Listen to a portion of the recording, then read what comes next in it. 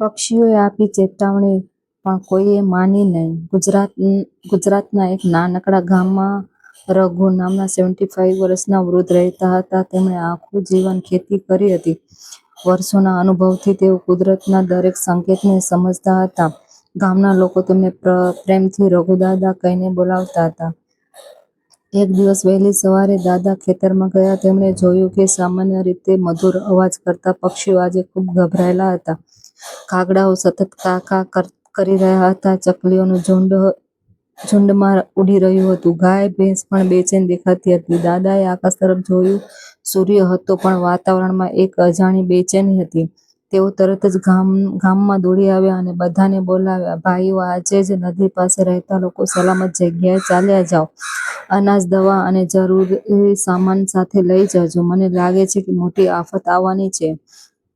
ગામના કેટલાક યુવાનો હસી પડ્યા. દાદા, આકાશ તો એકદમ સાફ છે. હવામાન વિભાગે પણ કંઈ કહ્યું નથી. પંખીઓના અવાજથી પણ કોઈ ડરી જાય? બધાએ દાદાની વાતને મજાક સમજી. માત્ર 4-5 પરિવાર દાદાની વાત માની અને શાળાની ઊંચી ઇમારતમાં જવાનું નક્કી કર્યું. સાંજ પડતા આકાશનો રંગ બદલાવા લાગ્યો. કાળા વાદળો આખું આકાશ ઢાંકી દીધું. જોરદાર પવન શરૂ થયો. વીજળીના કડાકા ગુંજવા લાગ્યા. થોડી જ વારમાં એવો વરસાદ પડ્યો કે જાણો આકાશ ફાટી પડ્યું હોય. પહાડોમાંથી આવેલા પાણીના કારણે નદીનું સ્તર ઝડપથી વધ્યું. મધરાત સુધીમાં નદીનું પાણી ગામમાં ઘૂસી આવ્યું. લોકો ગભરાઈ ગયા. ઘરોમાં પાણી ભરાઈ ગયું. ઘણા લોકો છત પર ચડીને બચીને રાહત જોવા લાગ્યા. જેઓએ દાદાની વાત માની હતી તેઓ સુરક્ષિત હતા, પરંતુ જેમણે મજાક ઉડાવી હતી તેઓ ભારે મુશ્કેલીમાં ફસાઈ ગયા.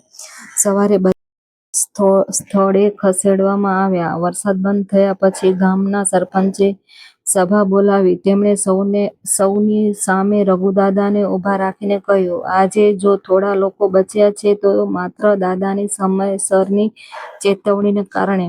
આપણે કુદરતના સંકેતને ક્યારેય નાની વાત સમજીને અવગણવા જોઈએ નહીં.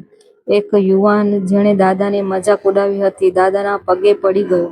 દાદા, મને માફ કરી દો. અમે વિચાર્યું કે તમે જૂની વાતો કરો છો. આજે સમજાયું કે અનુભવ કોઈ પુસ્તક કરતાં મોટો હોય છે. દાદાની આંખોમાં આંસુ આવી ગયા. તેઓ ધીમા અવાજે બોલ્યા, બેટા, હું ભવિષ્ય નથી જોતો.